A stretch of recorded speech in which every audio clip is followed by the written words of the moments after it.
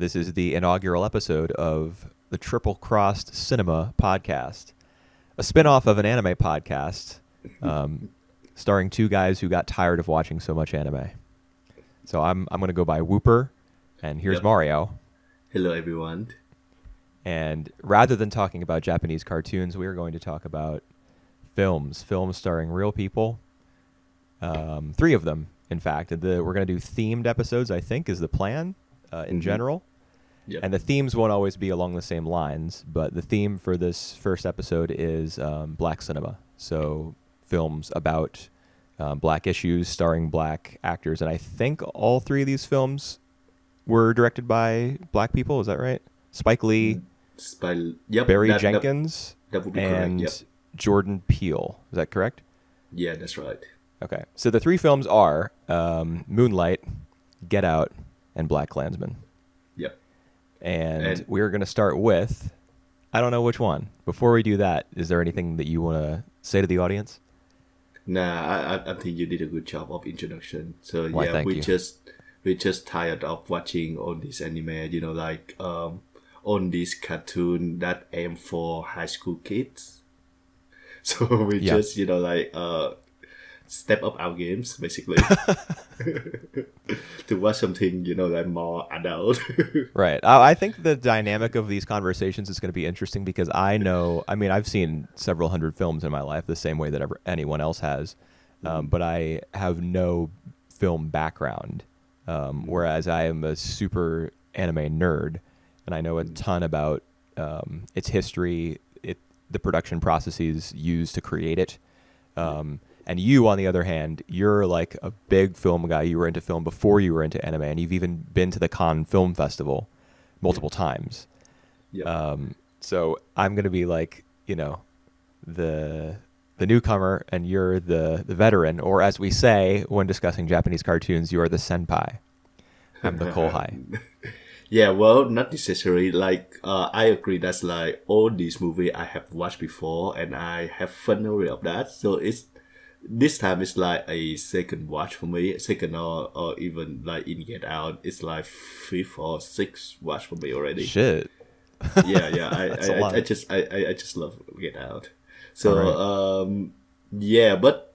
But then again, it's not about if we have an extensive knowledge of something to make it to make our view on that more Valid. more valid. That's right. It's depend on everyone. You will have like something you get out, that is more valid than me. So yep. I think what you're driving at is just that everybody gets something different out of film. Like it's watching a film is a personal experience. Though I do think that having seen a lot of films primes you. It makes you like more literate in the language of film. Right. And I don't necessarily have that. Like I know about some terminology, and I know what a tracking shot is. I know what a dolly zoom is. But in terms of having seen a bunch of stuff and being able to make comparisons and saying, oh well, I think this actor had a better performance under such and such a director, or talking about different eras of film, I can't do that really. But I'll do my best. Yeah, so I think that's why we will have this podcast. So in order for us to say what we think and maybe influence each other. Perhaps I can be a little stubborn sometimes, but I'm open to hearing from someone who's seen a lot more film than I have. And on that note, why don't you choose which one we start with? All right. We could go to the release order. Sure, if that's if that's good to you. All right. Yeah, so, chronological. That's good. Yep, because the first of these films to come out was Get Out. Is that correct? Nope, it's not. Moonlight. Okay. Moonlight. Yeah. So Moonlight was 16, Get Out was 17, and BlacKkKlansman was 18. That's right. Okay. So are we starting with Moonlight then? Moonlight. Yep. All right. That's at the top of my notes here, so that works for me. I don't have to scroll down because that would be tough. All right. I'm genuinely happy that like you said before the podcast that you are enjoying all the three movies because yep, I just feel good that someone enjoying watching movies don't feel like it's a waste of time. Yeah, well, I mean, I know what a waste of time feels like. I've seen like 700 anime, so or more All right. probably. So Moonlight, let's talk about Moonlight. I just feel that it's like this time when I rewatch it, I just feel that it's more independent indie than I thought. That It it's was an the same independent like film, wasn't it? it just the vibe of it. It's just so singular. It's just so personal. So Hmm. it just I think it too personal. It make the whole thing feel universal. Feels universal. It's interesting you'd say that because this film is not only is it a black film, it's also a gay film. Yep. So it's kind of the when you think of it that way, it's kind of the opposite of a universal film. It's in a sense specific to like African American culture and gay culture, but I did pick up some universality to the film while I was watching it. For example, I thought to myself that it was a character study, obviously, of Yep. what do we want to call him? Should we call Chiron by different names based on what era we're discussing, or just call him Chiron? Let's just call him Chiron by now. But Okay. if you go to like specific time where he was, you can just do Call that him name. Little or Black. Yep. Yep. Yeah. Yep. It's a character study of him first and foremost, I think. So it's universal in that sense. And I also I got the feeling that it was far more about gay issues than it was about black issues. That was my read on the film. Obviously, I Chiron being a black gay man means that both aspects of his identity or his character are in play at all times.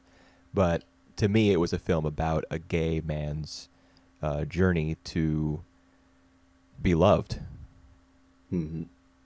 like to allow himself to be loved. Because I obviously all the damage that was done to him in his childhood made it difficult for him to make that decision to let himself or to let other people love him. Yep. Yep. I feel that those two issues, the black identity and the gay identity, are simultaneously. They have like the equal important for me here. Like I just feel like the first section where like he was little, he's little, and it's in the black neighborhood where he make friend with Kevin. others. Juan actually, where Oh, the yes. old guy who serve of like more like a father figures, and Chanel Monet. Oh my god, she look beautiful. Is that? Are we going to do that on this podcast? Are you just going to comment about women's looks? I mean, I love Janelle Monáe's music. Yep, I I've been a love her fan of music her too. music probably since when did the Arc Android come out? That album where she has like the really 2010.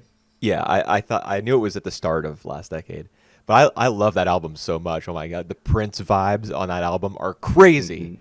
Yep. Yep. So she's mega talented, and yes, she's very attractive as well. But Yeah, well, see, I actually I don't feel ashamed to say that, but she's like one of the most attractive artists that I one of the most for attractive me artists. my Is that what you said? yeah my favorite. Yep. Yeah, she's great. Well, I mean, she can act too. I don't think this is my first time seeing her in a film. I I think don't think so. yeah, she stars something called that film was nominated for Oscar as well. Yeah, all females in the FBI or something. I wouldn't be able to tell you what other film I've seen her in. This may have been the first, actually. Hidden Figures. That's the other one. Okay, I haven't seen that. Right. Yeah, but she was great in the film as Teresa. Not Whoever enough played now. Kwan. I don't know a lot. I don't know a lot of actors' names, Yep. The so I may one have to who, look them up. yeah, the one who played Kwan is played by Mahershala Ali. He actually won the Oscar for this one. Interesting. For this film, he won the Oscar for, was it Best Supporting? Best supporting, yeah. Okay. Yeah, I was about to say it's interesting that he would win off the back of this film, but if it was supporting, that makes sense because he appears in only one of the film's three acts. Although Yep. his presence is felt all over the film, because Chiron models himself after Juan, as we see in the third act when he's got Yep. the do rag, he's got the grills, Yep. he's dealing drugs, he's Yep. trapping, as he says to Kevin in the diner. And not only does he have all of those things, but the car that he drives, and especially the crown on the dashboard of the car, Uh-huh. are like perfectly reminiscent of what Juan used to ride around in. Yep. So Uh, he modeled himself after his like surrogate father. So and his specter, it looms over the entire production. yep. Yep. That's right. And I just feel that like as an individual scenes where the young leader asked him whether he's the drug, and like he took a second before he said yes. I Yeah, think that was a really brave thing to do, to like confess right. to a child who like look up to you. Yeah, could be thought of as brave. I kind of read it as he couldn't bring himself to lie. Yep, yep. That's that Um, too. I just feel that like when it come to uh the young leader, that like he think of him as a son. He yeah. just couldn't lie to him. And he also saw himself in little Chiron because he tells him the story at the beach about the fact that he was similar to him as a child. He was wild and he was like out of control. He was running around, which isn't really the vibe that I got from Chiron. Uh, he was just he was just on the run because people were chasing him, and he needed to get out of his house because his mom was abusive. But in any case, Juan does see himself in Chiron. He tells him as much basically when he says the story about the woman in Cuba who told him that in the moonlight black boys look blue. Yeah, well, I just feel that very image is actually pretty great. Like it actually it tell you a lot about the image alone that you see. Tell you a lot about the plaque image. What What do you what mean by is that? what is like being black. I, Oh, I I just I just feel like it just like say a lot about the theme of this movie, I was kind of struggling to connect the right? larger themes of the film to that story because to me the main motif of the film was not moonlight but water. Yep. Um, Mm-hmm. So what the fact that the film is called Moonlight and that story that Juan tells to Chiron it's obviously like it's framed as a very pivotal scene, because it is closely linked to like the baptism scene, which Mm-hmm. is what Mm-hmm. I called it in my head when he's like teaching Chiron how to swim. Yep. Mm-hmm. And before he teaches him how to do a breaststroke or front stroke or just swim in general, whatever that's called. Mm-hmm. Before that, he's holding him in the water, and he has one hand behind his head, and the other one he's holding him probably around the waist, Yep. and he's like teaching him how to float. When Yep. he's holding him in that particular way with his hands on his body like that, like he's about to dunk him down under and bring him back up. That just reminded me of a baptism, Yep. Yep. Yep. as symbolizing rebirth. And there were other scenes in the film that involved water that made me think of like along similar lines. Mm-hmm. So the moonlight thing I didn't get to me as much. I guess I didn't connect with it quite as much.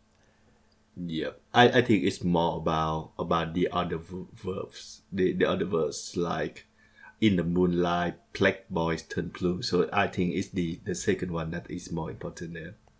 It just made Black note. boys look blue. Yep. Blue as in you know the what are we supposed to take away from that line? Like black boys I look blue as in sad, blue as no. in I just feel like it just have like it just distinct. It just uh look like none others, and yeah, it's definitely distinct. and yeah, for me it's just like that's the very image that only that black people are privileged to have. Black people are And don't say black people are privileged in a podcast about black cinema. What do you mean? They're like just the tonality it, that it allows their skin to look that particular way in the moonlight. so this is more about him who so his identity basically, him what he want people see in him, like what sort of character is that, so that's the whole image, the whole identity and image things. And I think that fit to like the black boy to blue things. I just don't get how the you know his appearance changing as a result of the moonlight has anything to do with the fact that he's trying to project a Himself, certain his image identity. of himself. Yeah, because in one instance he's the one who's driving that change, whereas in another it's natural forces, the moonlight playing on someone's skin that are causing the change. The two aren't really linked in my mind. Yep. All right. Let's just drop that. I feel the link, but it I can't connect it right now. I mean, I like the story that Juan tells to him, and I like the fact that I think the final shot of the movie, I believe, is Little turning around, standing in, he's standing on the beach in front of the waves, and he turns around and he looks in the general direction of the camera, and it's night out, and his skin looks blue. Yep. It's a very striking image, and it's a good thread to run through the film. But I just thought the water motif was so much more powerful. Linked to the quote unquote baptism scene where Juan is teaching him to swim. There's also the scene where he has his face down in a sink full of ice cubes, in order to stop the swelling and the bleeding after he's been beaten by Kevin. Yep. And even later on as well, I remember like the first introduction we have for the adult Chiron is him with his face in the ice cube as well. Oh, that was him as an adult too? Yeah, I think that's Okay. the very first shot that we see him. And No, then the first shot of him in part 3 I thought was of him in a car. Although you know what? Now that I'm thinking about it, we do see a short scene of Chiron as a teenager before it gives us the title card of To Chiron, and we do see a short scene of Chiron as an adult before we get to the title card 3 Black. Yep. So yeah, maybe that So makes sense. I remember that scene was before the title card of the third one appears. I wanted to ask you a specific question about those title cards. What was the deal before the second one and the third one of the flickering color on the screen? As the screen was black, a little dot of color would appear, and it would flash across the screen. Before the second title card 2 Chiron, I think it was blue, and before the third one 3 Black, it was red. I believe I have those colors correct. All right. Do you remember what I'm talking about at I all? didn't really notice that at all. Okay, I wasn't sure if that was something camera related, or what that was supposed to be, but I noticed it. Yeah, well, I will say you that I will tell you that it's intentional for whatever reason. I don't know. Oh, I'm sure. But sure. yeah, I didn't really catch on that, unfortunately. Okay. Yeah, it wasn't something that I thought was super, important. Not to the story, not to the theme. It's probably just to the presentation, and I'm sure that it registered, on some subconscious level. Yep. I when I told you that this one feel universal, I just think that it's more like it take a look of like the like normal man, the guy who like he's not in any way genius. He's not in any way like the one who gonna change the world. He just Right. like a every single man, and it just take like a very specific like three snapshot of his life from childhood to adult, and I can really feel that like with the same kind of approach to every one of us, it still like can be turned out as good at this. Right. As Yeah, I mean, intimate. I think there are a lot of it's a 3 act structure, and I Yep. think there are probably a lot of films and plays and books and whatever that have the same structure, and I'm sure Moonlight is borrowing from a few in specific. Yep. Not necessarily the exact story or the character of Chiron or anything, but the 3 act structure is universal. Yeah. So I suppose Well, it makes sense that it would be used in this sort of film, which can connect with anyone. yeah. Actually, like the three act structure is more about like a journey. So it is like a single story that they split it into three acts. So the first act introduce of the problem. The second act, like they dress up, and until the climax. So it is actually the opposite of the three acts structure. It's more like like they don't have any kind of like personal development. We more of like us filling the gap You know what? of I don't think I agree, all right. because the climax of the quote unquote climax of the film, at least where most of the action is and where Chiron decides to remake himself, is in the second act, where it would typically be in a 3 act structure. When he bashes his bully over the back of the head with a chair. And in the space between the second and third acts, he becomes black. He becomes, he becomes Juan, essentially.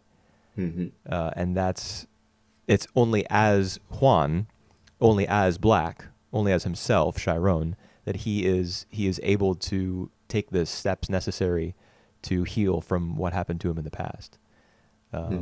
Most importantly, I feel, forgiving his mother. Yep. That scene where he has a visitor badge on when he visits his mom. So I think he's in. It's not a prison necessarily, but it's some sort of detentional facility.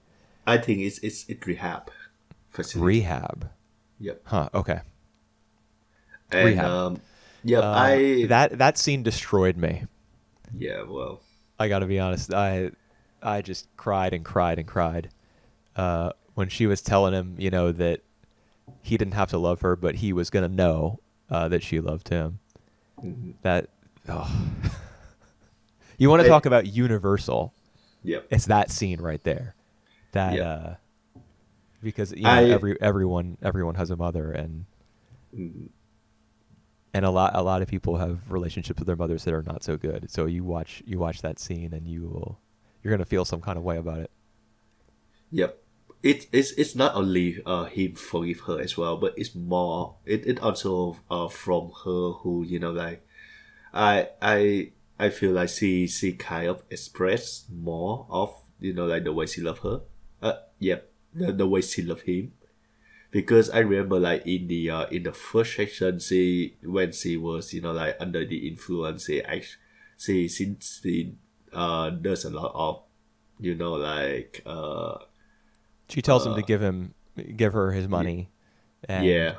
accuses Even accuses him of, like, viewing Teresa as his actual mother, and not Yeah. loving her. There's that scene where she's like faded on a couch, and she says, "I'm your only, and you're my only, Yep. but you don't love me anymore." Yep. She's putting him through all sorts of guilt and robbing him, and Even before that, I remember like she screamed at him to tell him to stay away from her. she says, "Don't look at me." Don't look at me yet. Yeah, that's the scene where you don't hear what she says in the first act, but when it plays back later in the film, you hear that she said, "Don't look at me," because you assume that she said something along the lines of, you're gay. Something much more coarse and like unacceptable than that. A worse way of phrasing it. Because he asks, when Chiron goes to Juan's house for the last time in the first act, he asks him, "What's a faggot?" And he tells him, he says exactly the right thing. It's a word used to make gay people feel bad. Because a faggot isn't someone who's gay. It's a slur used to refer to gay people. So the fact that he phrased it that way means he was he really took his time and considered what he should say because he loved that kid. Yeah, that's true. I love the way he phrased. Yeah, he was a good dad. So throughout the 3 segments, we see the same characters who grow up. So we have Chiron, we have Kevin, but it's the mothers who constantly say the same. So she played the same actress, and I think she's the one more than anyone who have to carry we see the passage of time to her. Interesting. And that's true. She also did a really good job. Well, there's also oh no, we don't see Teresa in the third act. We don't see Janelle Monáe in the third act. But she really strong performance from whoever played the mom. She had to play at first. The first time we see her, she's like an exhausted parent, and I think what she's wearing like scrubs, like she came from working at a hospital. Yep. Yeah, that's right. And then the next few times we see her, we realize that she's a junkie, or becoming one, or has been masking it a little bit better. But now she's like a full on junkie, and she collapses and implodes over the course of the film until she's at her lowest point, and Chiron has to find the nerve, I guess, to forgive her. Yeah, I actually think that in the second segment she's become she prostitutes herself to have the money. She what? She prostitutes herself. She prostitutes herself. Well, we see her with a man, but that's in the first section, right? Yeah, the second section I remember once when Chiron got home and she said I'm with somebody tonight. Right. Yeah. You can't stay here tonight. Yeah, but does that that could have just meant that she was going to get high with somebody. She was going to bring a guy over and get high with them, and they were going to have sex. It doesn't necessarily mean she was prostituting herself, right? Yeah, that's just implying, I think. But better not to think that. Because I remember I reading somewhere that she actually do that. Oh well, I don't like when I watch a movie, I don't go online and read anything about it. I don't want to know what anyone else's thoughts are about it. Just in general. But it could be because at that point she was definitely not working at a hospital anymore, so that could have been how she made money, apart from taking it from her son. Alright, if there is one complaint from me about this movie, I wish it that Teresa role will be more relevant, because he kind of disappeared after after that scene in the second segment. I want to see her more. Well, she disappears after the second segment because in the third segment he's an adult and he's not in Miami anymore. He's in Atlanta. Yes, you You just wanted to have a phone call between the two of them, maybe. Yeah. Well, even a phone call, even if he visit her, because the part I think the point of the movie is that Teresa served more of her of his mother figure than the two mothers, and we need to see more of the contrast between he's spending time with the real mother and he's spending time with Teresa. So I think we see some of that in the second segment. I think you might be influenced by your attraction to Janelle Monáe, because after all, you did say when we were recording, she's just so beautiful. Sometimes movies are about that. Like, you just want to see someone really pretty on screen for a little bit. I mean, I can understand that. I'm the same way, I guess. But I don't think that it was necessary for her character to reappear because it's important that his link back to Miami was Kevin. It shouldn't be Teresa, and it shouldn't. Where was his mom? Where was the rehab clinic? Was it in Atlanta where he was at? I think it was, right? Yeah, it's in Atlanta as well. Yeah, because he was like, "When are you going to go home?" Right. Yep. So he was up in Atlanta, and home, quote unquote, was Miami. Yep. But to be honest, her presence in the third act, I think, would have disrupted what the film was going for because it was important that his only contact with either of his mothers was with his biological mother, so that scene could be like as I don't know, like as devastating as possible, I guess. Yep. Because his mother has been she really messed him up as a kid, and now she's like frozen out of his life. He's getting calls from her on his phone and not responding. He does eventually, and he goes to see her, but I think it's important that his relationship with his mom was just kind of isolated in that way. Yeah. And it's important that Kevin be the one to bring him back to Miami, not Teresa. So he cut all ties with Miami essentially after he got locked up. And it's Kevin who brings him back because he's never forgotten about their encounter on the beach.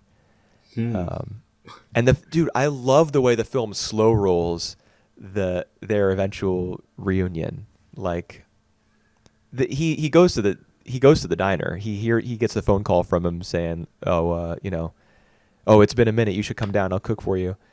Yep. Before that happens, he goes and sees his mom.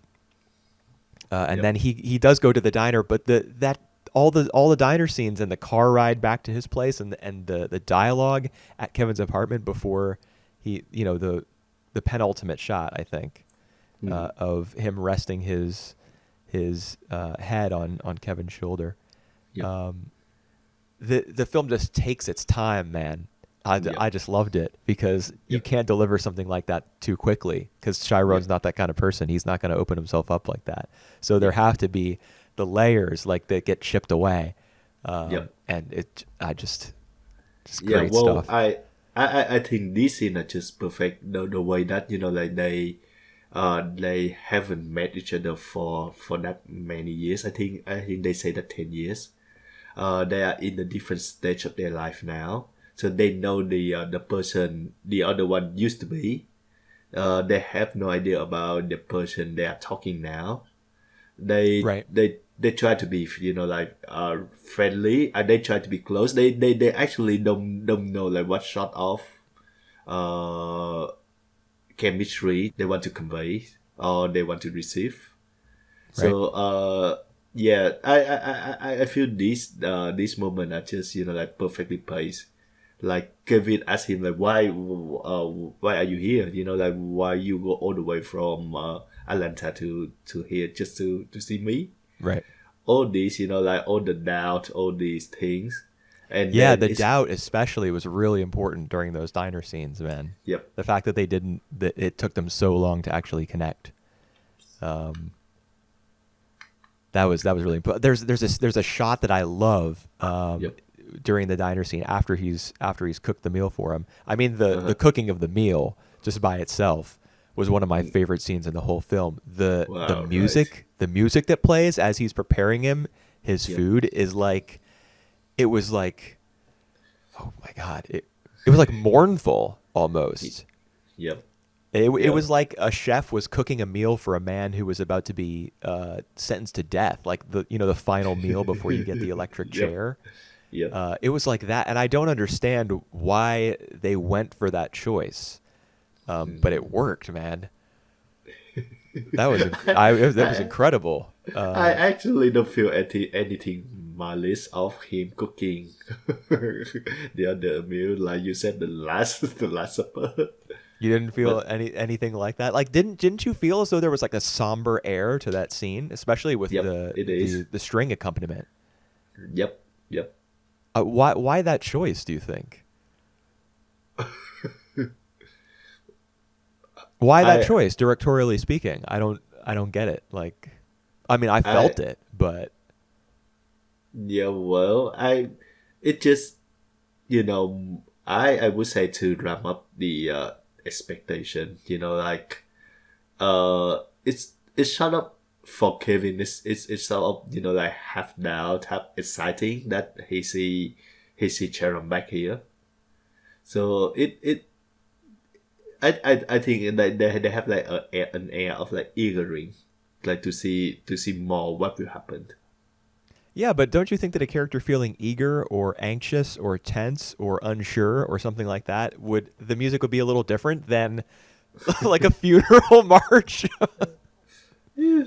Uh, it's not a funeral mass, No, it's not a funeral march, but it was very serious, very somber, very Yeah, it's very somber. down music. So I love that. But then after he gives him the food and they disagree because Chiron is not what Kevin expected. Yep. He's got he tells him that he's dealing drugs. Yep. And Chiron is also a little bit taken aback because Kevin tells him about the girl that he has his child with. Yep. Yep. The mother of his child. Yep. And Chiron asks him relatively quickly after learning that, "Are you two still down?" Yep. And he says no. So Chiron has a reason to stick around at that point, I guess. But so shortly after, like this tension between the two of them, because neither one of them is the way that either of them expected to be. And after this disagreement, Kevin comes back from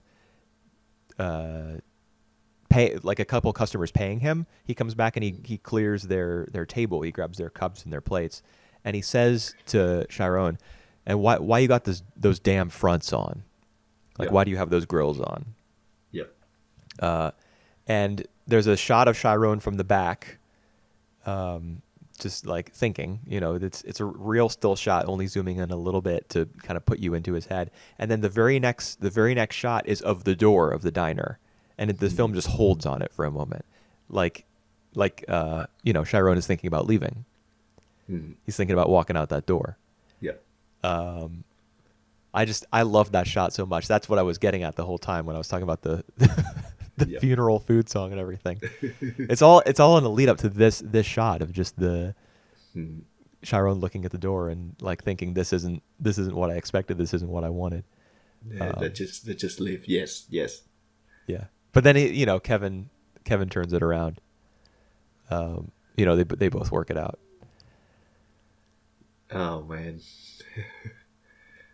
I just feel like the whole thing is all about like identity, finding out your own identity, even like for Sharon, especially finding his black identity, finding his gay identity, and even like the person he want to be, the person he is.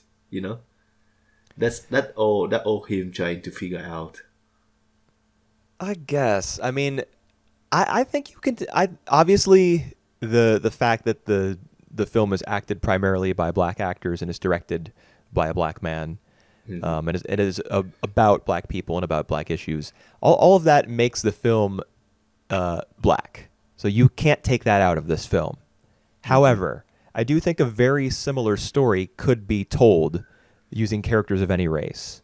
Yeah, Because that's true. I don't think that it's so much that Chiron's blackness like plays into his I don't know, his inability to accept the fact that he's gay.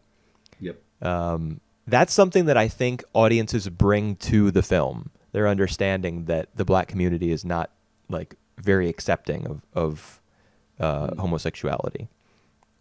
That wasn't a big part of this script, which I appreciated, because if it had been about, Chiron can't accept that he's gay because he's facing so much pressure from people in his environment. Obviously, kids were teasing him, but that's just something kids do. Black kids do that. White kids do that. All kids do that because they tease you for things that mark you as being different. And Chiron is different, but I don't think it's because he's black. I think this film can, a story like this could be told if you remove the racial element from it. However, I don't think that this story could be told under any circumstances without the gay element. That's why near the start of this, when we were talking about this film, that's why I said it seemed more to me like a film about the gay experience. All right. I part of agree with you on what you just said.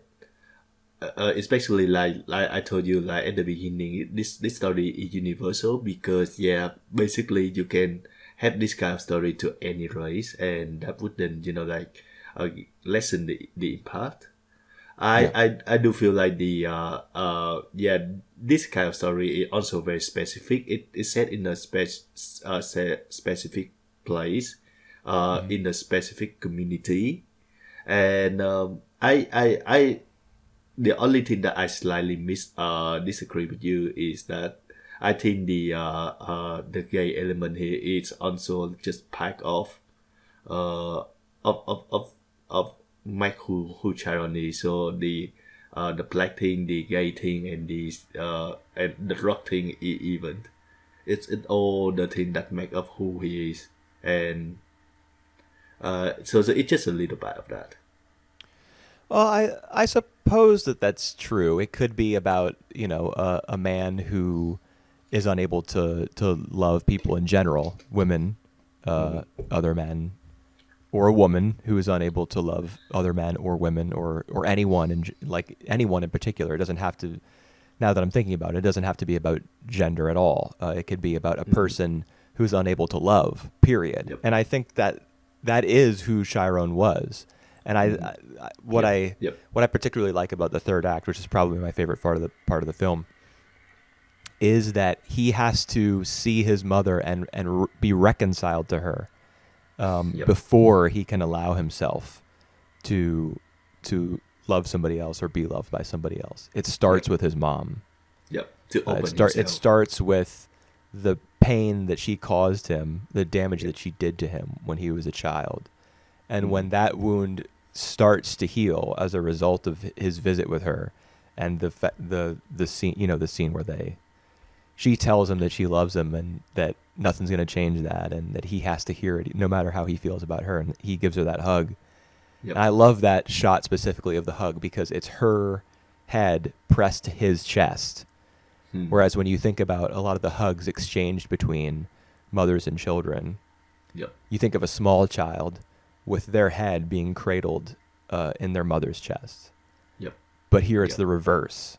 He's the adult, and he is extending forgiveness and love to his broken mother, who is like the child in that scene. That's really, really powerful. But he has to do that before he can love anyone else, himself, another man, another person. So I guess it is. It's universal in that sense. And I mean, I'm speaking very freely about my thoughts on the film, but don't anyone who's listening to this, don't misunderstand me. This particular film could not be made without the racial and sexual elements that are present in it. So that I love the film. I think it's great. All right. We don't do any other ranking, but can you tell me like how compared to the other two movies, I'll tell you what I'll do. Being a film noob and not really understanding anything about the medium, really, I'm just like a little baby. The only film critic whose work I've really read is Roger Ebert, of course. And I really like the thumb system. So I give that's and in general, like having an anime background or whatever, where a lot of people rate things out of 10 and are very systematic and kind of mathematical and really rigid and dorky about it. I don't like using that sort of system, so I'm just going to do the thumbs, and I give it 2 thumbs up. I think this is a great film. You can do it whatever you want. You can rank it or give your opinion about it, whatever. But I like thumbs because I'm an Ebert baby. Yep. I agree with you with that. Like this one that we pick are, like they are classic for a reason. This one is, yeah, it's two thumbs up for me as well. It's quite good. Yep. All right. You want to move on to the next one? All right. Sorry, just before before we move on, I just want to mention like the way that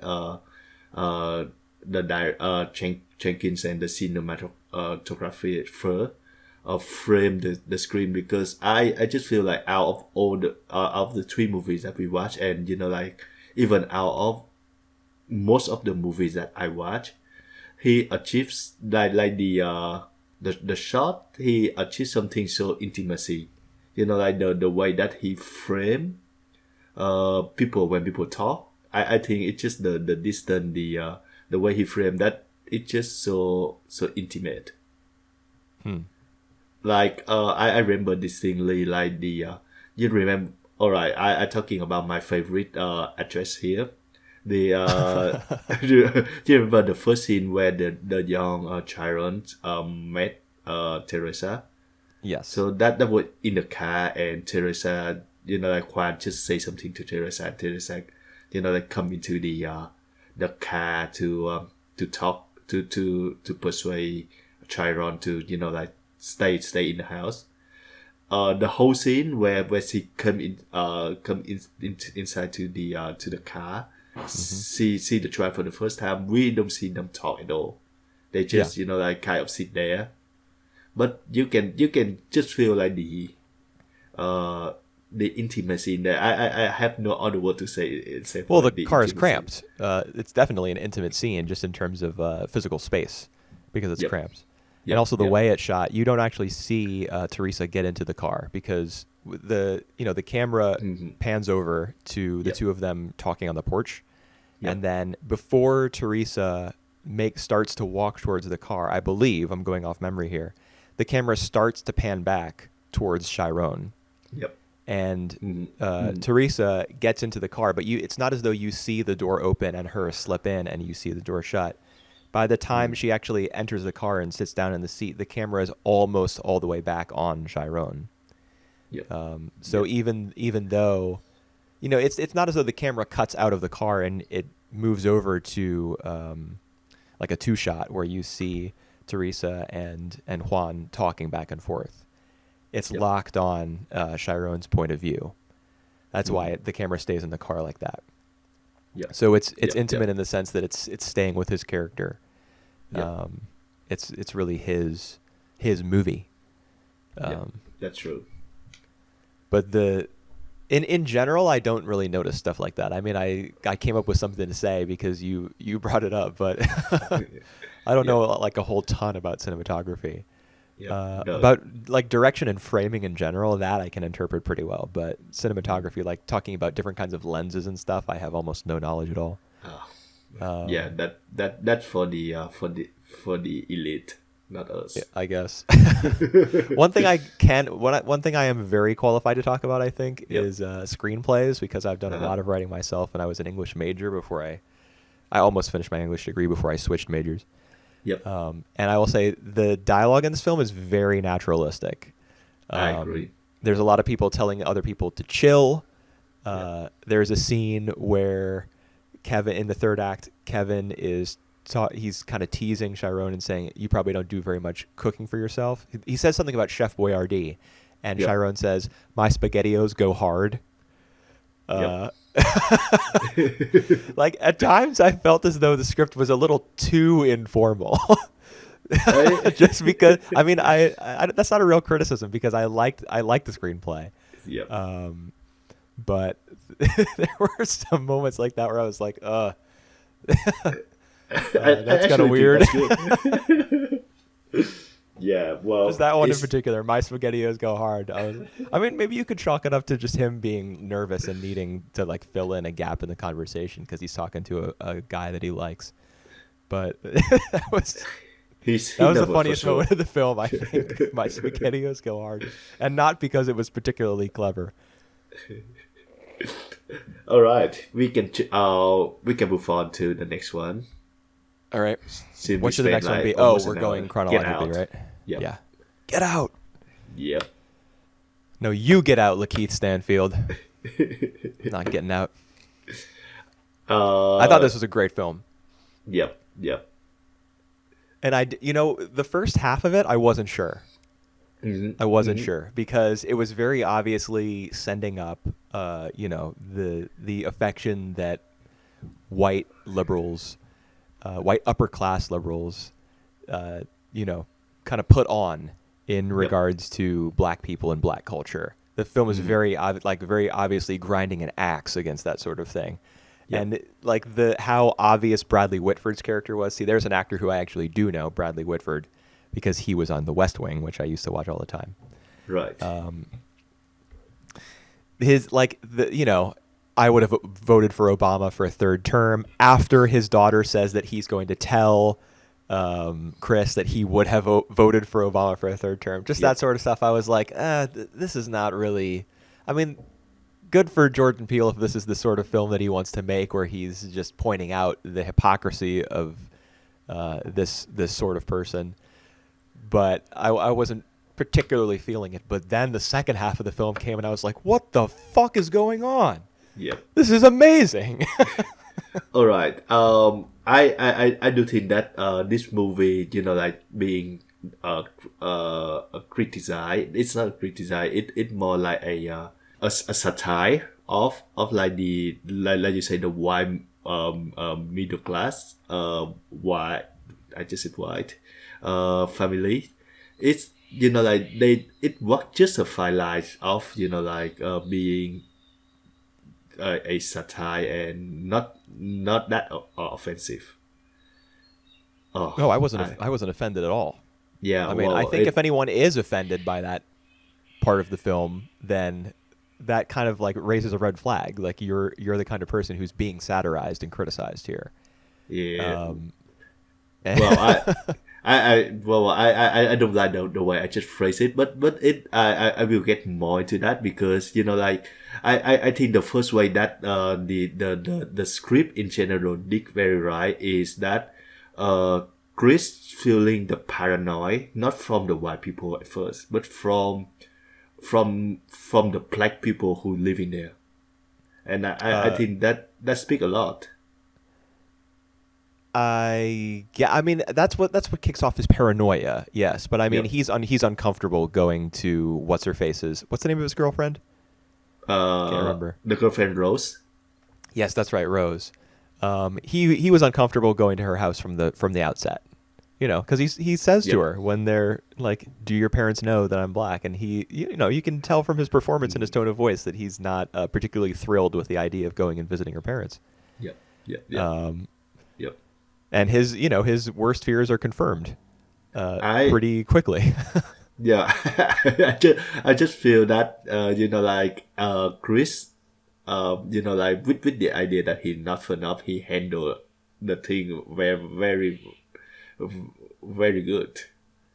Like at first. At first, yeah, but before the party where all the older white people are coming on board. And telling him that they love Tiger Woods, and like feeling his biceps and stuff. Yeah. Oh my god, that's so weird. And even like when he walk up to the stair, everyone just looking up. Yeah. Oh, I love that shot. Yeah. Yes, because that's obviously something is wrong. By that point of the film, you're aware that some weird shit is going on. You don't quite know what it is yet, but that scene is kind of where the film turns, and you realize this is there's something like conspiratorial, something on a much higher level than mere prejudice or racism. This is like advanced science fiction racism. That's right. Oh man, I love every minute of these movies. I mean, I would say in retrospect that I did too, but like I said, for the first half, I was worried that it was going to be kind of a lukewarm criticism of this sort of person. Yep. Yep. But it yep. was not. I was completely wrong. Yep. Because obviously everything that happens in the second half happens.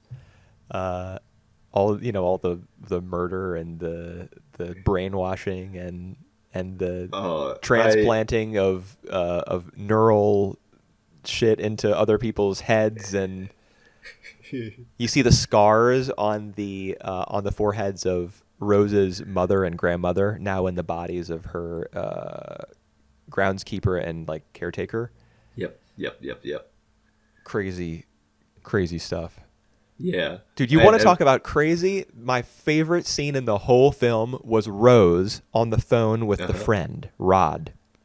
And she has that completely neutral, passive expression on her face. And yet the vocal performance that she's giving is like one of concern, paranoia, and eventually seduction. When she tries to get Rod to come down, she's like, I know that you want to fuck me. And he hangs up the phone. But the last thing that he says in response when he's babbling in Chris's apartment is, she's a genius. Yep. Because she was right. He did want to fuck her. And I even speculate that when he was driving down to see Chris, he was doing it to go see her. Is that too much? No, not too much. He's the bad why dude. is it too much, though? Because the script does include that she's a genius line. The script goes out of its way to acknowledge that she was correct, and he did have the hots for her. No.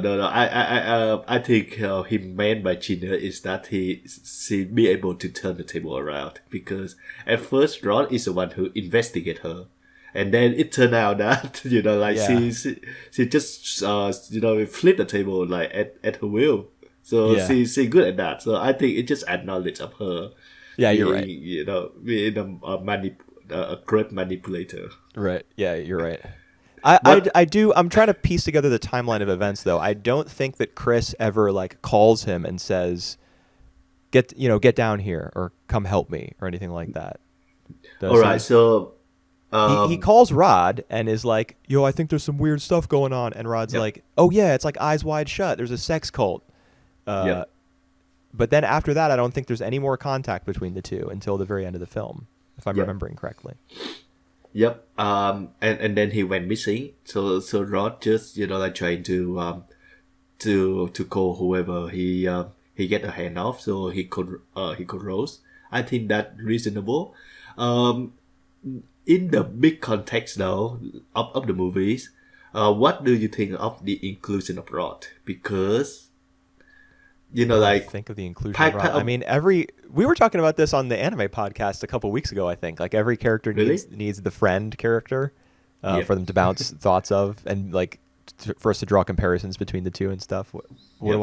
I just thought he was, like, the best friend character, bit of comic relief, the savior at the end of the film. Yeah, actually pretty funny. Dude, the scene where he goes to the police.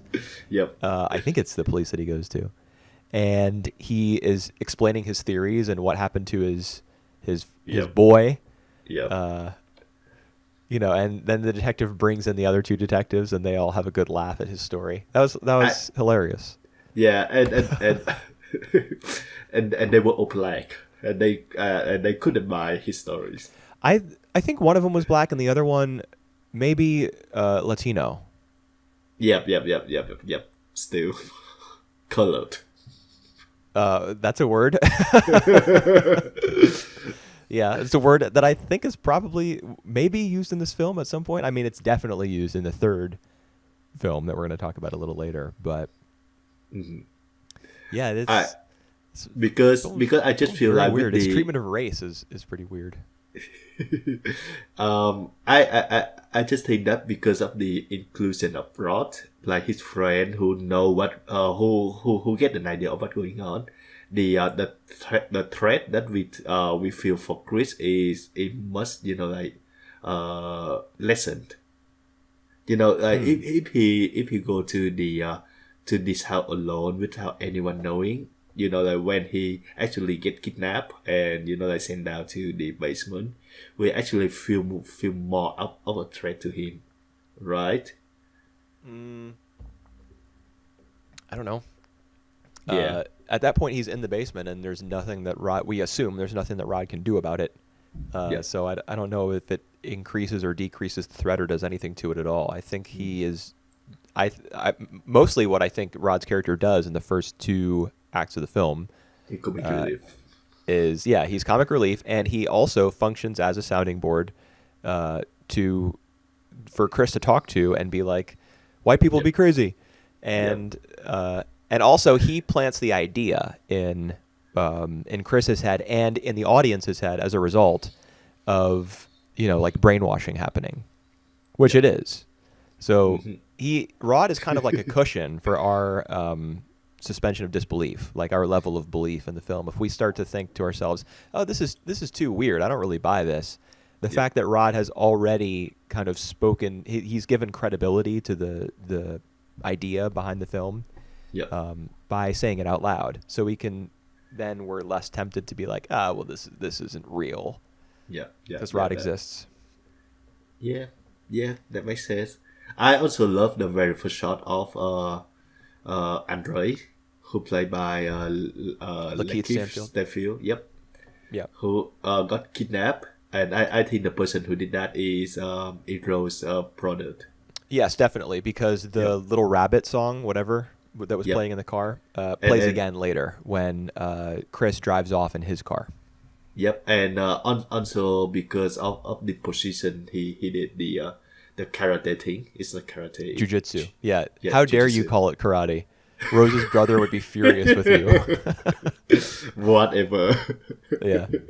Dude, the first scene where, like, the first overtly racist scene, which is with her brother, where he's like, someone of your build Yep. and genetic makeup and pure ability, Yep. you'd be a beast. Like, when I watched that, when I saw that scene, I was like, all right, dial it back a little, man.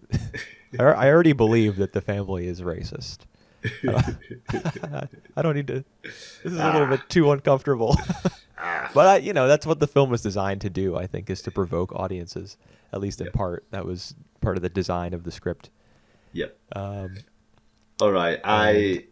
So you say your favorite scene is which one is your favorite scene? Because I have the mine. scene where Rose is talking to Rod on the phone. I just think the Right. performance of the actress who played Rose was absolutely phenomenal. I can't imagine delivering those lines with that stone cold expression on my face. Yep. It just gives you, it tells you all you need to know, like, to prove that she is like a psychopath and like has probably antisocial personality disorder, is just to watch that scene. Nobody can talk like that with that look on their face unless there is something severely mentally wrong with them. Yep. I think my favorite scene is everyone's favorite actually, the second place, the hypnotist scenes. Is that everyone's favorite scene? Yeah, I think that's like one of the film most famous scenes. But oh my That's god, interesting it. because the sunken place, Yep. I don't think has a lot to do with like racial lines or racial No, commentary. It's it- specific to his character, I think, because of the trauma that he experienced in his past.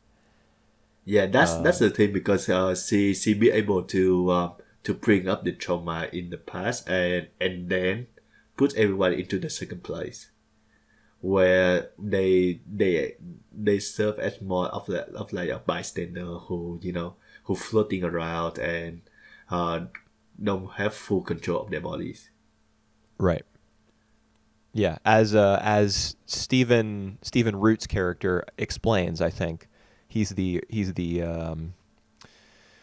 what do you call him? The art dealer or the art Yep. producer or whatever he The is. plight act dealers. Yes. Yes. Yeah. As he kind of explains the whole process. Obviously, that's just a contrivance. It's part of the script. Him saying, "Oh, the process works much better if you're familiar with it and if you accept it and come to understand it first." Yeah. And obviously, that's just Jordan Peele being like, "Okay, well, I want this character to explain what's going on now, so I have to write that in." But I can accept some level of that, obviously. Yeah. This is not a film like Moonlight where it's going for pure naturalism. Yeah, that's right. So he's explaining to him that you see through, you see what's going on when you're in this sunken place, and after the procedure has been done. Yep. The black person whose mind is, or neural stem or whatever it's called, is replaced. They're still present. They're just in the sunken place all the time, I guess. Yep. So they can see what's going on, but they're not in Yeah. control. At least not until a camera flash A flash. happens. Yes, that's right. You would figure that everyone would wear like sunglasses who's had this procedure done to them to stop that from ever happening. I'm serious. Like Lakeith Stanfield, his character, after when he's got the straw hat on and is wearing those ridiculous clothes and everything, and he's at this party, you would figure that someone like him, having had the procedure done to him, would just wear sunglasses at all times, so they would never run the risk of losing control like that. Yep. Well, Why don't they? That's just all right. I think that's just a side effect. So like it's not like publicly known by these people. Oh, so you think that they're none of the what is the family's name? It's like The Armitage. yeah, Armitage family. Yeah. You would figure that either the surgeon husband or the psychiatrist wife, in the course of doing all these transplants, because they didn't do it just for their the grandmother and the grandfather, they also do it for other people. Yeah. In fact, it's a whole business because there's a bidding war for Chris's body. Well, you would figure that they would have already known, they would have learned, having run trials and done this a whole bunch of times, that possibility existed. Yep. And they would advise people to shield their eyes. Yeah. Maybe they know, but they don't advise that in afraid that like these wise privileged people will get scared. Maybe it just like it their just clients are all unwitting. too delicate, and they don't want to be told what to do. They don't want to be told to wear sunglasses or get a vaccine or something like that. Yeah. Oh man, the bidding wars though, it looked great. Like it's in the scene that we still don't know for sure what happened. And we see like all the bidding, like at first I didn't really connect all the dots. And later on when I learned that it is the bidding of, solely his body, which how he knowing, oh my god, that's just send the chill off my spine. Yeah, you're talking about the auction? The auction, yeah. Is that right? Yeah. The fact that it was done using bingo cards, I thought was very interesting. Yeah. Because it takes a symbol of like white old age and repurposes it to be an instrument of slavery. So it's like drawing a direct connection between old white people and the enslavement of black people. Yeah. That's what old white people do. They play bingo. Wow. I didn't know that. All right. Yeah, that's a thing. They love to play bingo. I mean, of course I'm generalizing, as the film did in that scene. Yeah. But that is like a trope for that. That's what old white retirees like to do, is play bingo. Wow. They can play any sort of game they want, but bingo's a popular one. Yep. And, So I thought it was interesting. Like it doesn't make a lot of sense, the fact that they're using bingo cards to bid. this does, but it's just pure imagery and symbolism, I think, in that moment, to connect their advanced age and the color of their skin with the oppression of black people. Yep, true. And another symbol, like imagery, a piece of imagery that I loved, was Rose eating the individual pieces of cereal and sipping the milk through a straw as she was scrolling through like images of the like top NCAA prospects. Yep. It really like, I think the idea there is that her childhood was like, she never had a real childhood, so she's like a fractured human being. Even the milk and the cereal, like, kind of eating cereal is like a symbol of youth. You have your cereal in the morning and you watch cartoons like on Saturday mornings on the weekend. She doesn't even have that. Like, she can't even have cereal like a normal person. She didn't even have a normal childhood. That's why those two parts of her meal, I guess, or her snack, are separated from one another. I thought that was really awesome as well. Yep, yep, yep, Because at that point, you already know that she's like a cold ass bitch. Like yep, she's already been on the phone with Rod at that point, and she is crazy. yep. Yes, nice pick up. You know that originally Jordan Peele couldn't decide the ending, so he had like three different endings for this one. Really, what were some of the Yeah. others? And Do you know? I would say like this one, the one that we actually have, is my least favorite. Really? Well, so what were the others? All right. The one of the ending, I think this is my favorite ending, is that all right. So I tell you the first ending. The first ending is uh he got stuck, and you know like the whole thing got successfully transferred. So Chris is no longer Chris, and you know like he's like a walking body. Of I would have loved that, to be honest. That's like some Yep. real end of Evangelion shit. Like you Yep. just go full darkness, Yep. and there's no happiness at all for anyone. All right. I love that stuff. All right. The second ending is the ending that we have. So Chris just managed to get out, kill everyone, and his best friend just coming over and at the right time, and they say you know like they stay behind, they stay on the bad thing behind and go on to their journey. The Right. end. That's the ending we have. Yeah, The not third bad. ending, the third ending is he actually get out as well. He kill everyone. The police car come in, And it's and an actual police car, and he gets arrested. yeah, and he get arrested. And there is a report, the news report afterwards saying that it's a black people just going rampant and kill the whole white family. Would have absolutely hated that ending. I absolutely it. love this ending. No, see when Why? okay, the scene at the end where he the grandfather in the body of the groundskeeper Yep. shoots Rose and then kills himself. Uh-huh. And then there's the scene where and the reason I brought up End of Evangelion is because of the choking. Yep. It's like Shinji and Asuka on the Uh-huh. beach at the after instrumentality has like wiped out the entire world. Mhm. So he's choking her the same way that Shinji choked Asuka, and Right, yep. he lets go, the same way that Shinji did, which I like. I was smiling actually during that scene. I know it sounds very bizarre, but I was smiling because I was like, this is just End of Eva. I love it. But then the police car comes, and I actually rolled my eyes when the cop Yep. showed up. Yep. I was like, oh, here we go. Yeah. Of course, he's a black guy, so the cops are going to come. They're going to think that he did everything. He's going to get thrown in prison, or he's going to get lynched or something, and we're just going to have a conclusion that absolutely punches you in the face with the I idea love that that black idea. people are systemically oppressed. Obviously Alright. true, but the film has already done just such an extraordinary job of demonstrating that black people are being tortured and abused, and I mean, what's the right word for it? Frame.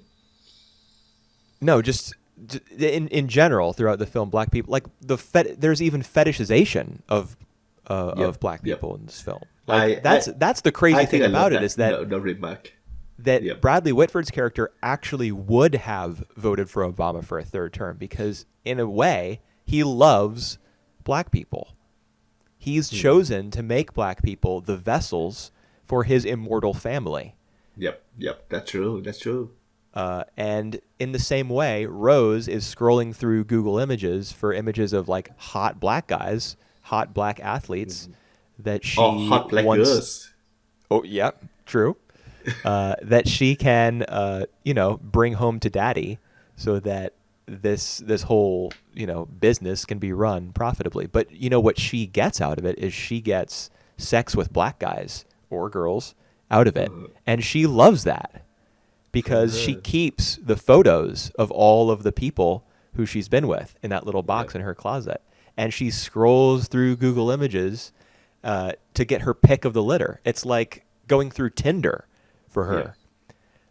So this family actually loves black people in a twisted way. So the film has already done a really great job of demonstrating that even the people who like profess to, I don't know, like admire that other culture are actually full of shit. So we don't need an ending where the cops come and the black guy is blamed for everything and gets locked up, and we prove that the cops are racist. We have BlacKkKlansman for that.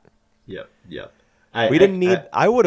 Like my whole opinion of the film would have changed if that had been the ending. It's so much better that Rod gets out of the car, because when he did, I was like, "Holy shit!" I was taken aback. All right. You make a lot of good point there. The whole thing. I also do believe that the amateurs believe that they love black people, and in a way they love black people. Yeah, they do. They do, but they're completely misguided in it, and in fact they're racist for it. Yep, that's right. And I do think that is the whole point of that movie. You know, like sometimes we have a racist thought. We doing something racist without even us realizing that we are being racist. Yeah. And we all think that, you know, like we are not the racist type, but, you know, like sometimes we did something that, you know, like unintentionally or it intentionally hurt the other cultures. Yeah, just in general, racism is ingrained in American society. And even, you know, you can extend it beyond that. I mean, there have been wars fought and grudges held and murders committed along racial lines probably for as long as people have existed. I mean, I don't know when exactly skin pigmentation started to differ among people, among like Homo sapiens, but however long ago it was, you better believe that people have been like killing and raping and discriminating on that basis for all that time. At least that's my view, is that people, you know, because we're all egocentric, right? We all want to build ourselves up and protect ourselves physically, psychologically, and one way that we do that is by looking at people who are different from ourselves and finding reasons to elevate ourselves above them. But Get Out in general, I don't think it's just. I don't think you can say that it's about that sort of like incidental racism, like the thoughts that pop into our head and stuff. I think that this film is specifically targeting white, liberal, upper class people who will say that they are down for the struggle and that and you know they support. Boy, I don't know. Like, you know, the sort of people who would on Instagram make their profile picture into like a black square or circle, and hashtag it, you know, and vote Democratic and be very vocal about the fact that they do it, and you know the list goes on. Those sorts of behaviors. I think it's taking aim squarely at that group, that subset of people. And saying, no, y'all are complicit as well. Like, you don't get a pass because of your money, because of the things you post on social media, because of the attitudes that you hold in public. You're culpable too. Yeah. And that underlying message, I think, is probably why this film was as successful and as controversial and as, you know, impactful in general as it was. Yep. Mm-hmm. Because I think a lot of people probably watched it and felt strongly about what it had to say, one way or another. Yep. Alrighty. Yeah, it is one of my favorite. Actually, one of my favorite films of the last decade. So yeah, it's three. Well, I mean, I don't even know how many films I've seen from the last decade. I mean, I'm sure it's like 200, 300, something like that. Yep. But how many of them would I? I mean, I would say Moonlight and Get Out are two pretty solid ones from the whole lot that I've seen. We're getting there. You know, we will do that. We watch Oh yeah. Well, I mean, I all the think good to films. anyone who's listening to this and has made it an hour and 20 minutes into this podcast, I don't think that we're planning to just watch films from like the last 10 years, 20 years, 30 years, 50 Right. years, Yep. even. You know, we're gonna jump around Yep. from Yep. director to director, theme to theme, country to country, decade to Era to decade. era. Yes, that's right. Exactly. Yeah, we're gonna jump around because I am uneducated as hell, so Uh, I need to get my education. all right. So we just get out of the way, get out and Moonlight. So now we get to the next one, BlacKkKlansman. Yeah, we had to get out of the moonlight before we could talk about BlacKkKlansman. That's It's a Joy, directed by Spike Lee. And actually, this is one. I would say like this is the most Hollywood one out of the three. Yes. Yeah, I would say so. But it doesn't disqualify the fact that like for me it's long as well. But for me it's still entertaining as hell. Like Yeah. I watch the whole thing nonstop. Yeah, it's a good film. I've never seen a Spike Lee film before. All right. So this was my I first and I enjoyed it a lot. Yep. I would recommend for Spike Lee. There's also another one called Do the Right Thing back in 1989.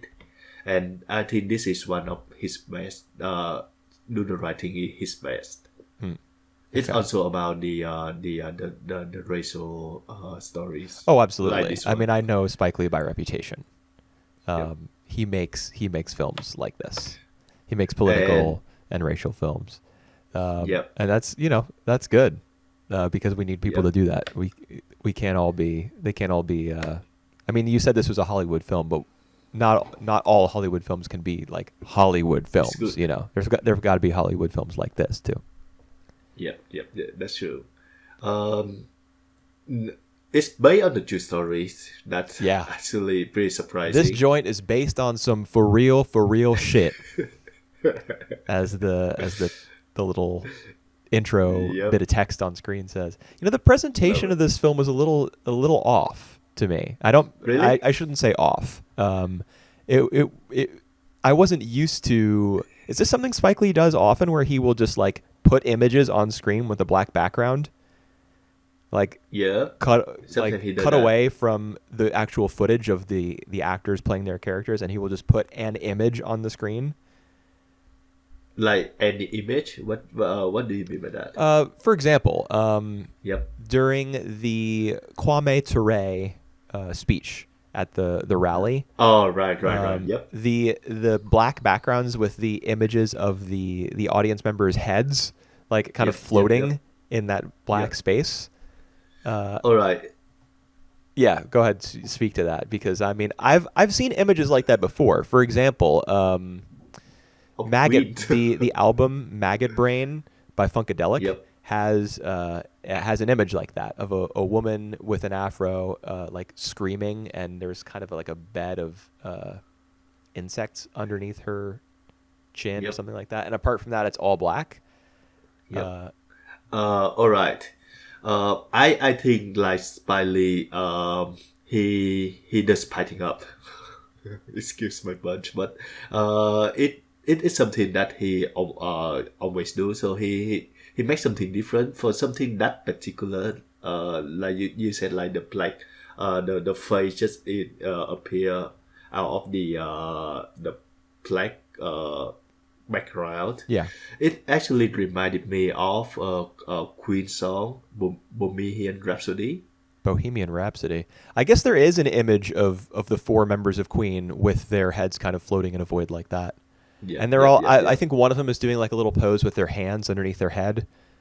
In Yep. that it's. I don't think it's an album cover. It might be like a single. The A image for a single, single. yeah. Yeah. That's right. That's right.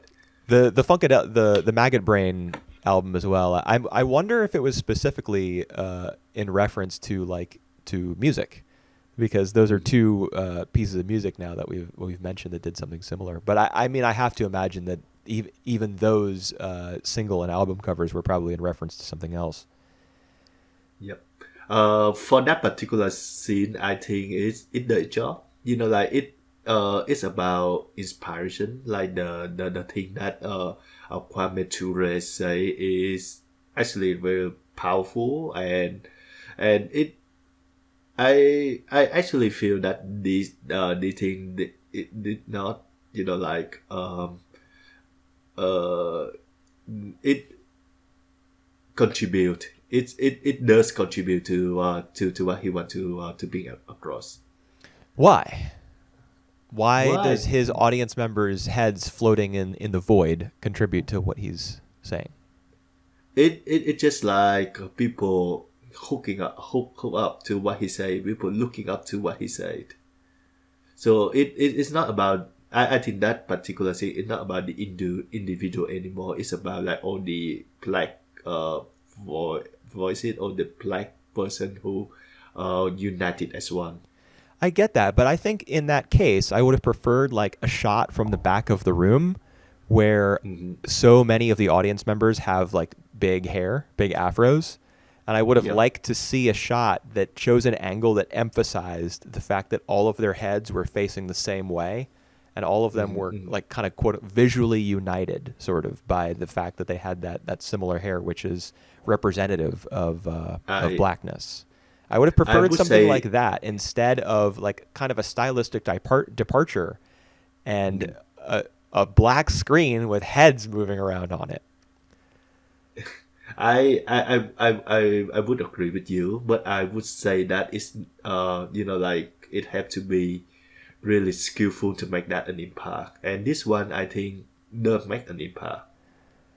I guess I just thought it was a little strange. It didn't. I don't think it damaged the scene, um, Yep, but I would have it's liked to just a stay weird in the choice for you. moment. Yeah, Yeah, because switching up the format essentially, which is what that sort of shot I does, it kind of takes you out of the narrative and instead presents you with like a almost a different language, visually I speaking. It kind all of right. it removes you from what Kwame Ture is saying. I just want to listen to the man talk. All right. I think it's some sort of, for me, feel like a propaganda. Like when you think of like people saying something of a propaganda, all these audience are like looking up and listen like that, and y- so this is kind of like, yeah, I still think that like this is like what he want to say, that like all the people are reunited in that scene, like everyone looking for the same thing, everyone like just absorbed in what he says. Yeah, but the thing is, if you want to communicate the idea that everyone is looking in the same direction at him, Yep. you should Hmm. create a shot in which they are Yep. all looking in the same direction. Instead of having them look towards the camera, they should look towards him with both subjects in the frame. Him elevated above them below, looking up. I think that just makes more sense on a directorial level. Yep. Um, Well. Not that I know better than Spike Lee, but I just thought so this is just one of the examples that I'm talking about. Also, when okay, let me get the names down here. Patrice, the main Yep. female character, I suppose, unless the fat lady who tries to plant the C4 at her house is actually the main Yep. female character.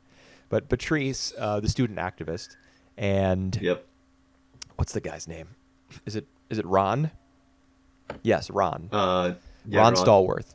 Where Ron and Patrice are like on a date and they're walking on a bridge, and they're talking Yep. about blaxploitation films, and discussing like who their favorite characters are and stuff. Spike Lee just decided to like throw the posters of those films like directly on top of the shot of the two of them Yep. walking on the bridge. Like they, at one point, I think the whole screen was like blacked out, and just an image of one of the posters just What? took over the entire thing. Yeah, what do you say? He's energetic of Spike Lee. So yeah, it's just something that he always does. Yes. He just puts images like on top of the screen. Yep. He did that. Even like in this war, in this one at the end, we see like the American flag, and Yes. it turned upside down and it turned Black and white. black. Right. Black and white. Yeah. Yeah, I thought that for that particular scene, I don't mind the others. For that particular the ending scene, I think it's a bit too much. Oh yes, the whole the transition from the scene where Ron and Patrice are like having that disagreement about she can't go out with him anymore because he's the enemy, and even though he saved her life and he's done the black community a great service, she can't be with him because of her principles. And then there's the knock at the door, and then all of a sudden, like Ron goes to answer it, and then we cut to the reverse dolly shot, the dolly zoom. Which was it was so weird, dude. Like all of a sudden the screen got really grainy, as if they did that to hide the fact that a green screen was somehow involved. Yep. And then bam, footage of the Charlottesville attacks. I gotta tell you that it took me a bit out of the first time I watched it, but I love that shot. I love that shot. I love the way that they are in the dolly tracking, and they're looking serious, and it just keeps rolling. It just keeps going and going, and then there's occasional cuts to the other end of the hallway where the cross is being burned. And what's interesting about those shots when they actually cut and go exterior is that under one of the hoods of the guys who are doing the cross burnings, you can see a huge beard, which makes me think that it's the fat guy who had that huge beard, the KKK guy who was like the comic relief. Yep. I think so too. But then they start to throw in the foot. I mean, they don't even intercut what is going on in the film with the Charlottesville attack footage and the news, like the media coverage, and Trump giving his infamous quote, there were bad people on both sides or good people on both sides, whatever it was he said. At that point, the film, it's just Spike Lee talking to you. Yep. By that point of the film, it's not even a movie anymore. Yeah. Well, I think he tried to make some point. Oh, of course. In that scene, and it's just like a recent event that happened. Like I think during the time of the filming. Yes, it was just a year before the film came out that happened. Yeah. Yeah. And I live in Virginia. I live just like 2 or 3 hours north of Charlottesville. I remember when that happened. That was actually the last time that I got really like upset about politics. Yeah, because I was really pissed after I heard what Trump had said. What really happened there? I lost it. I was like furious, and after that, I was like, all right, I'm checking out. I'm not. I'm not gonna be. I'm not a political person anymore. I can't handle this. Yep. But I think he get one of the points of doing that. Like it. The whole thing starting in like 1970 something. The films. Yeah. And in during 2017, like 40 years, is thing have been basically the same. Yeah. David Duke is still. I mean, I get where is David Duke now? Let me see. David Duke. We're gonna do a quick Google. I'm pretty sure that he's still alive. He's still well. Let me see. He is. Hold on. He is still alive. He's part of the. I can't tell if he's still in office. I don't think he is. Based on this Wikipedia article. In December 2002, Duke pleaded guilty to felony fraud and subsequently served a 15-month sentence at Federal Correctional Institution, Big Spring in Texas. Well, I wonder, I'm sure if there were any neo-Nazis there in that facility, I'm sure that he was taken into their immediate protection. Yep. All right. I will, getting back to the actual film and not the Spike Lee moralizing, I will say that the portrayal of David Duke by, I think it was Topher Grace, was fucking hilarious. That was so funny. Wow. All right. I think the way the key to that success is that he played straight. Yeah. Oh, of course. That's why it's so fucking hilarious. Well, he does kind of play him as a buffoon by the end. because there's that scene where Ron's character, or Ron, I should say, just he turns it around on him and he says, "Are you sure about that?" Yeah. In reference to his earlier remark about how black people can't say the word "are" correctly. Yep. Which is that's not even true, dude. Like, people adding to the end of words, that's not a black thing. That's like a female thing. If I can just out myself as somebody who discriminates against women. All right. So it's not about racism anymore. It's about It's about sex. sexist. Yeah. But have you ever heard women do that? Like, when you ask them a question and they want to answer negatively, they will say no. Yep.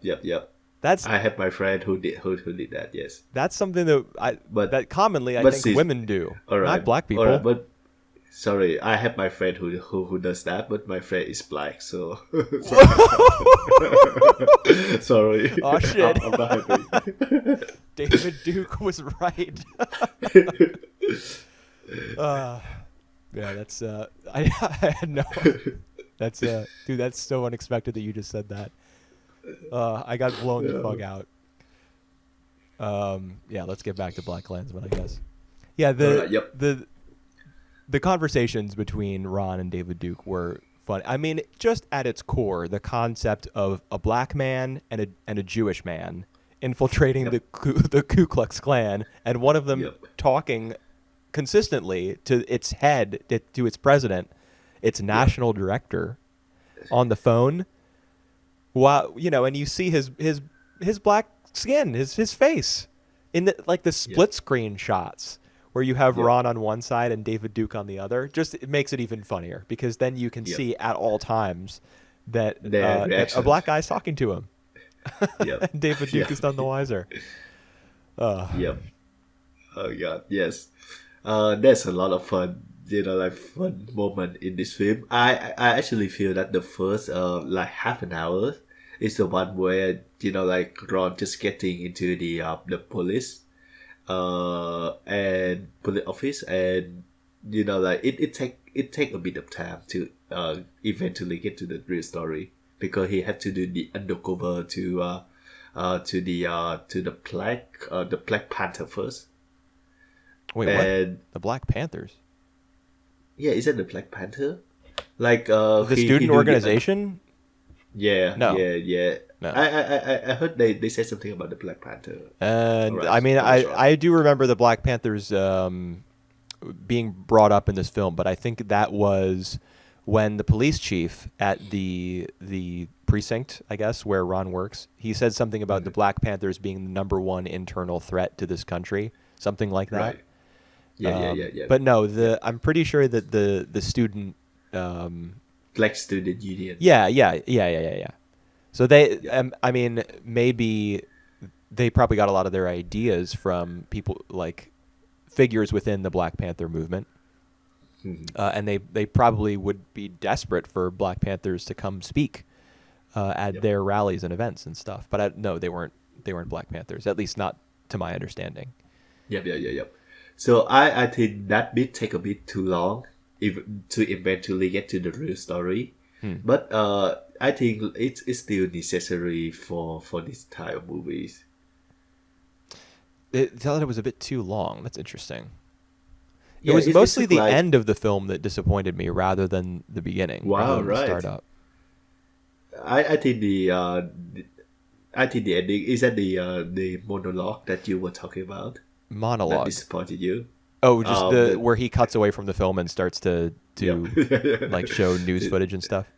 No, I mean that was part of it. I mean, I can just having seen the film just the one time and experiencing that, I was like, okay, so now Spike Lee is not talking to me through his art. He's just talking to me.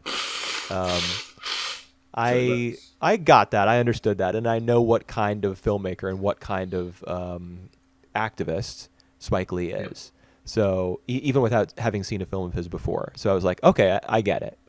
There were other issues that I had with the end of the film, but we can circle back around to those eventually. We can talk about the first half or the beginning. What did you like? What made it feel too long, or that it took too long to get to the good stuff? What What was disappointing about I the first half? No, no, it's not merely a complaint because I would say that like the real bit of the story is like when you describe this movie to people is that the black officer pretend to be like a white guy to join the Ku Klux Klan. Yeah. So and that eventually happened like I would say like 40 minutes into the movies, which is way a bit too long. So we first get into like Ron Stewart being like an officer, and then he go undercover, and then like he joined the talk the thing there, and then get into that story. So like structure wise, it could have been cut. It's I not for the fact that like in that scene he meet Patrice, which is like important later on, and for the speech. I don't man. I don't think that anything was cut. The only I really don't agree. Like Yeah. Well, no, no, you no. need to, the It's fact not that my he criticism is actually. experiencing discrimination at the start of the film is vital. I Yep. think the fact that he is originally put on like records duty. People come in and ask for files on toads. Yeah. I don't know exactly what that means. I assume that it means victims, people who are dead, and they croaked like a frog, so they're called toads. No. Maybe it's actually a reference to like toad is a slang word for black person. Then I'm not aware of that. I Yeah, I would think that it thought is for black criminals Huh. maybe. That I'm that not could sure. I'm be. not sure. My hunch was just that it meant victims, Yep. because of croaking, but which Yep. is something you say when somebody dies.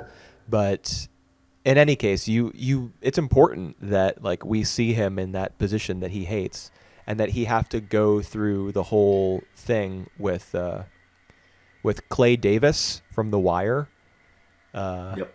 saying she because that's something he did on The Wire. That was like a direct reference to that television show.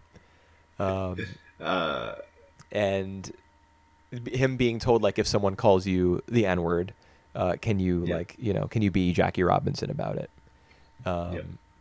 It's important for us to get all of that, like a little bit of background on how he got to the spot where he eventually I joins intelligence. He's got to like claw his way up first. Otherwise, if he joins the intelligence squad too quickly, then he won't like his conflict as both a black man and a cop, and feeling like he's caught between two worlds is not going to be as effective. It's not going to be as Yep. evident because we won't Yep. have seen all like some of the shit that he had to go through in order to get to where he ended up. Yep. All right. I just bring that up because my point is that this story is not merely about like him posing as white to infiltrate the Ku Klux Klan. It's more about like the racial theme, and also maybe what he experienced as a cop.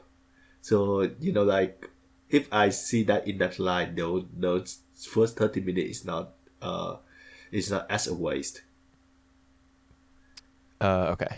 I mean, the first 30 minutes are definitely not a waste because they gave us Kennebrew Beauregard, or rather, Alec Baldwin's impersonation of who I assume is a real person. Yep. And that was just We a did know that. tremendous introduction to the film because, like, what sold it to me was Baldwin like messing up his lines and doing like little Yep. vocal exclamations in order to Yep. like clear his throat and prepare himself to be recorded and stuff. Yep. And like having Love to that. ask like get confirmation of what his lines were. Yep. That was just I mean it's kind of an illustration of how untenable a position racism is, because he's like stumbling over himself in order to say all this shit. Yep. So And- that's really funny. Yeah, there's so many little things about this movie that I just love, like about its energy.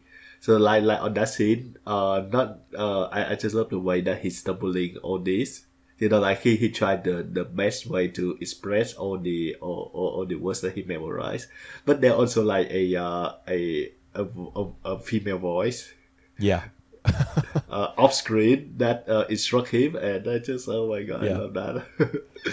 And on the scene where Ron was still in, in the record section, and when he experienced some of the discrimination there, he do all these, like karate things. Yeah. I love that. That's a way to just, like get out all of your frustration in a very And it's also kind of racist itself. easy. Yeah. Appropriating Asian culture.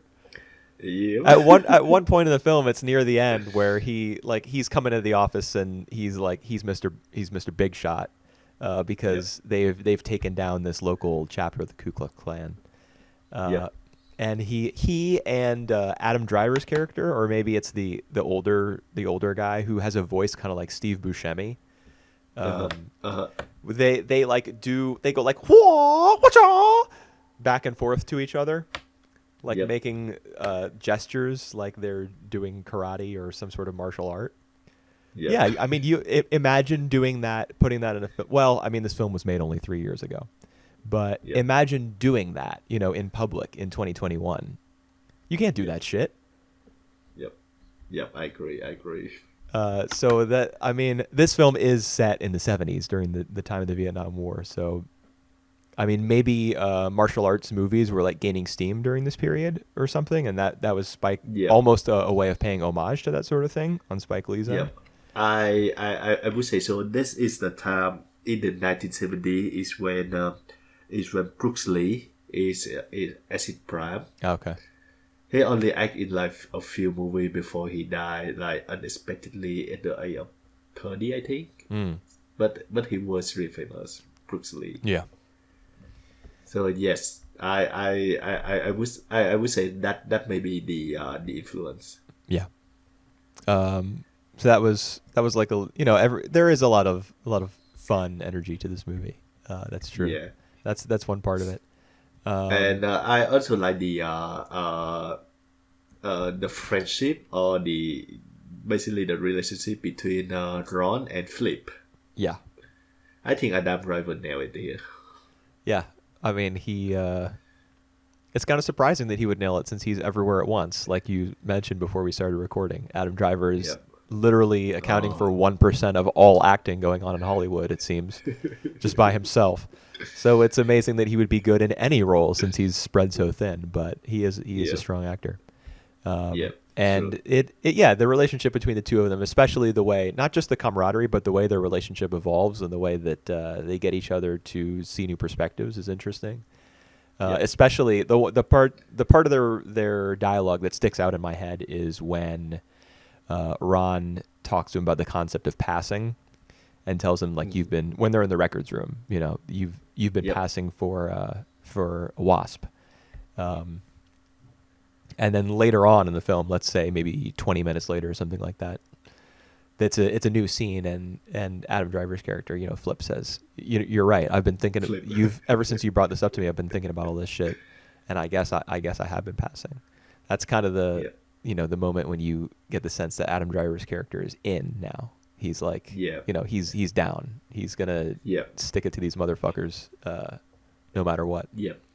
And I think that's the moment that we feel that Flip is really relevant to the story as well, like the way that he reflects to his Jewish heritage. I just love the way that he when he tell Ross that like he never talked much about his heritage, because he wasn't bring up as one. Right. But then just like people, like all these people discriminate him about that, about like what he wasn't to be, that like he actually become more aware of his heritage, and that's all what he think about now. I love that. I think that's kind of reflection is like saying a lot about his character and about and it's relevant to the main theme of the story. Yeah, yeah.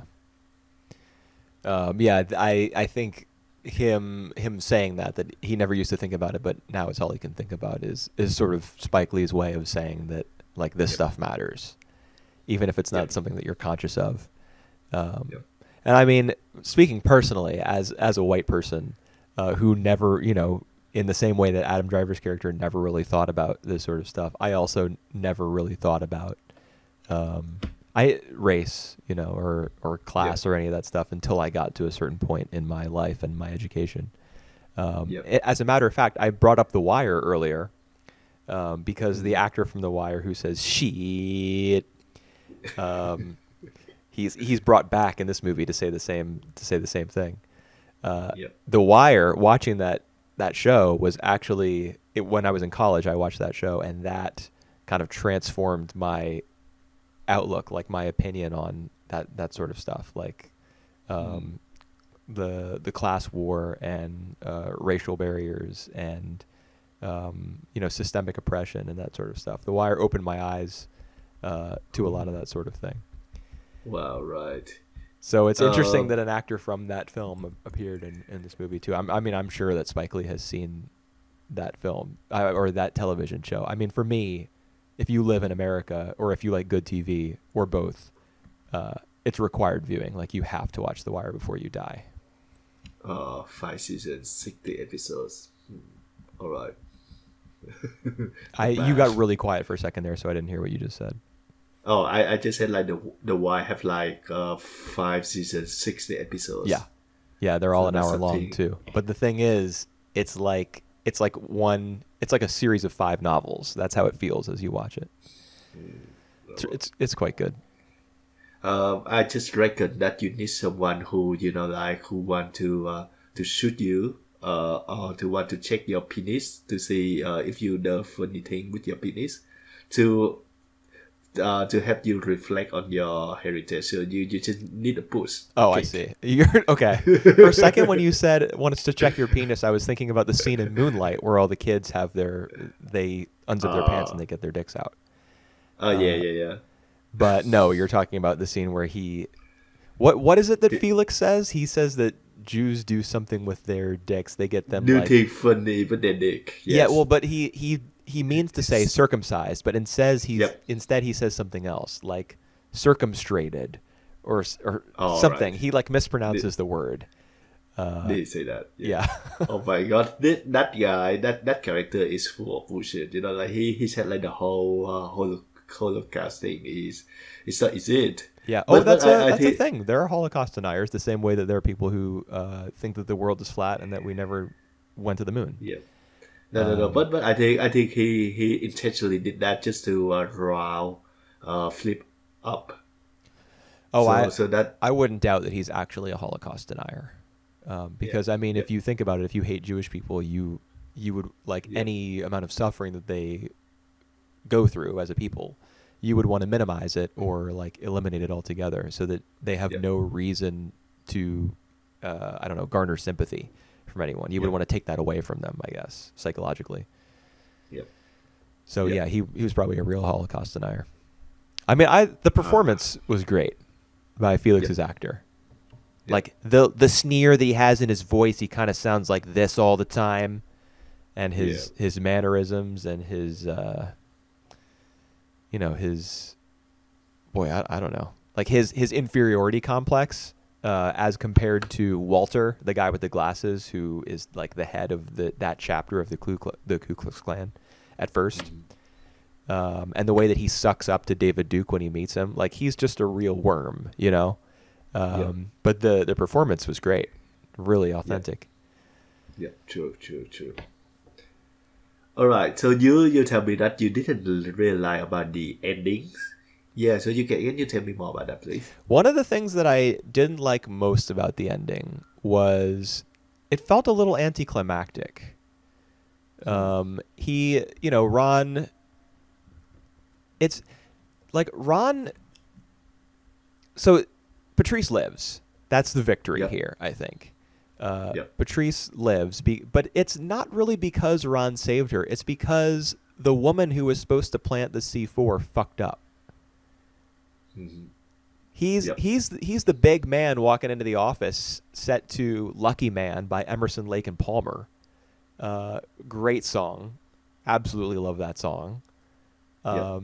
But he is lucky rather than heroic.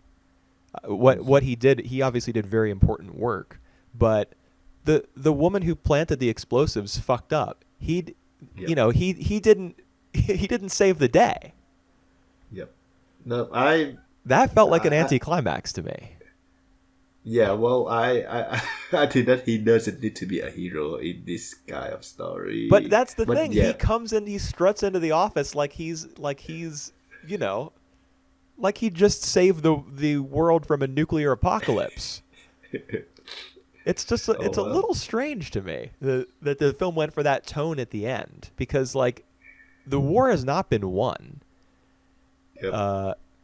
As a matter of fact, the Felix hears from the Hispanic guy who made the bomb, or who secured the C4 for them or whatever. He hears from him about Flip and like Flip's real identity. Mm-hmm. So the jig is up. Like their identities are known, and they know where what's his name lives. They know where Ron lives. Like he's got to go into witness protection or some shit. Like he's got to move. He's got to get the hell out of there, because Felix could easily slip that information to someone who visits him in prison. In fact, I don't even know Felix's fate for sure at the end. Mm-hmm. I don't think we know whether he gets locked up or not. I don't think the film specifies. Yeah. So it just it feels very strange. Like obviously they're upset that the investigation has been canned by the chief in their precinct, but of course it has, because Flip has been made.